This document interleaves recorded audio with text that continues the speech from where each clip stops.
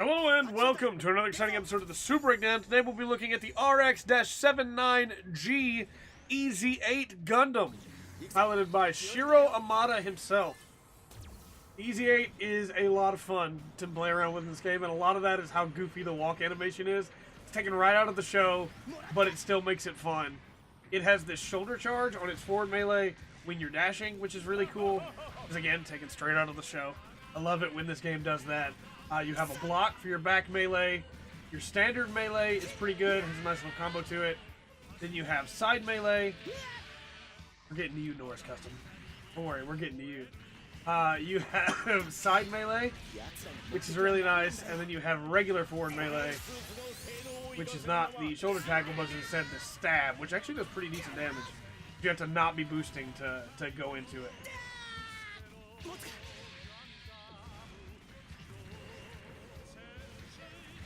It has a nice little animation of its own. There we go. I wanted to show off because it hits multiple times. It's pretty nice. I say it hits twice to do the same amount of damage as a single slash, but still, pretty nice. Results in a down. The reason we started with melee, though, is because what really shines for the EZ-8 is the ranged game. You have your basic shot, and the charge shot just does more damage. You have the missiles. Pretty nice. You can fire 2 at a time. Pretty decent damage. You have the burst that we're going to show off, which is a melee burst.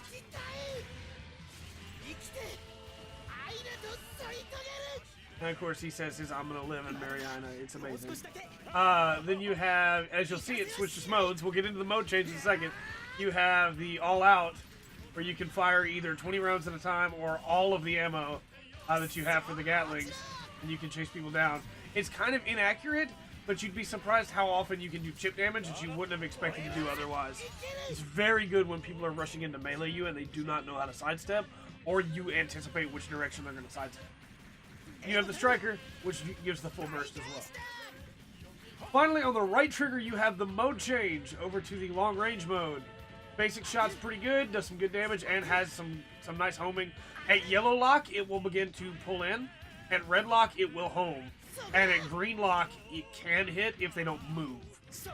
Which makes it very unique in this game because very few attacks will hit at green lock. Most attacks just run out of range at green lock unless they're beams. However, as you can see, it can be a little bit difficult to hit in melee range with.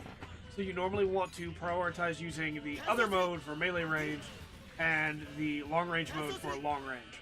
However, you can still hit them.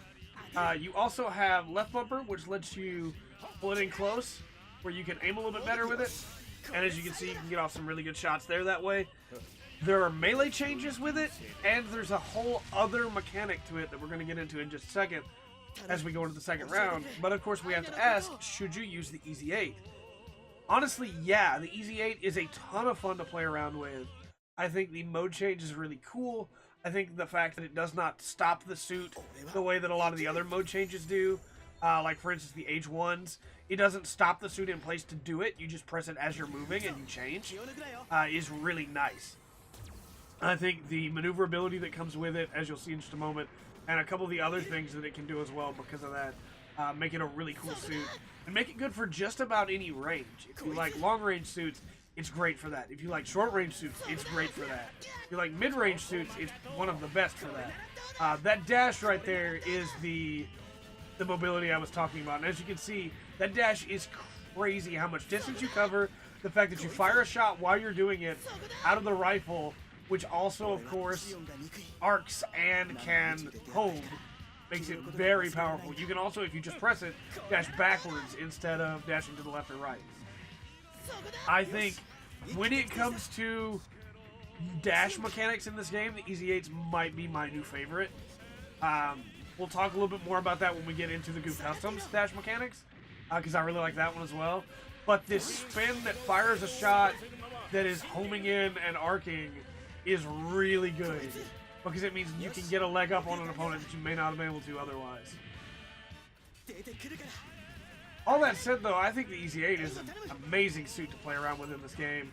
I think what it brings to the table is really unique when it comes to the mode shifting with the way that it handles it.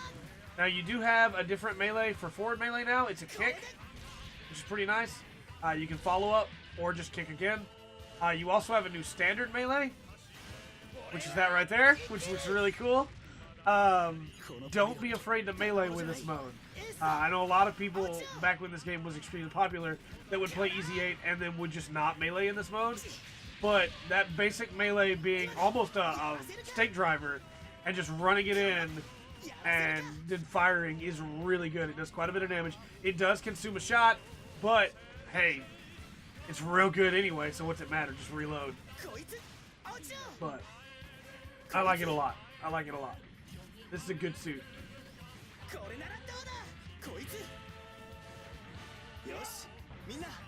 I wish that it had a different... The only real complaint I have is that I wish that it had a different burst in this mode.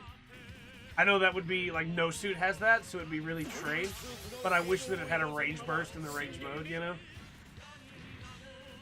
However, I think the suit is a blast to play with. I think you definitely need to try it if you have not. EZ-8's great.